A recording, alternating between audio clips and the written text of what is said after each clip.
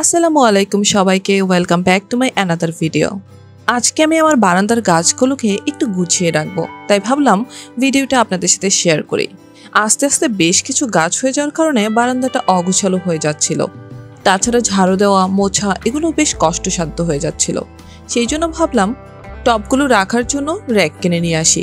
আর এই যে এখানে আমি বড় সাইজের দুটি র্যাক নিয়ে নিয়েছি। এগুলো দেখতে খুব সিম্পল, তবে বেশ মজবুত। তো আজকে এর মধ্যেই আমি আমার সবগুলো গাছ চেষ্টা করব সাজিয়ে রাখার জন্য।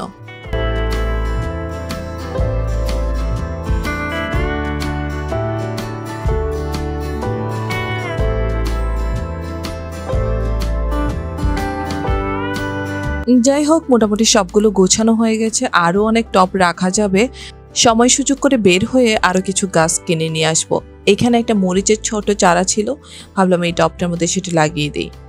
তারপরে একটি হ্যাঙ্গিং টবে আমি একটি অ্যালোভেরার গাছ লাগিয়ে দিয়েছি।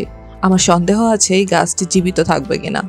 যাই হোক, সার্ভাইভ না করলেও সমস্যা নেই, পরে অন্য কোনো গাছ লাগিয়ে দেব। আর এইখানে কিছু মানি প্ল্যান্টের ডাল রয়েছে, সেগুলো প্রথমে আমি পানিতে রাখছি।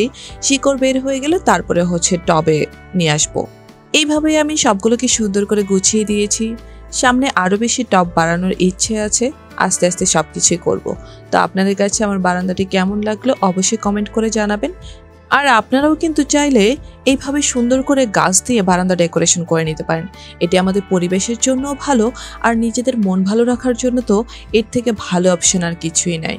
তো এই ছিল আজকের মতো। সবাই ভালো থাকবেন। আল্লাহ হাফেজ।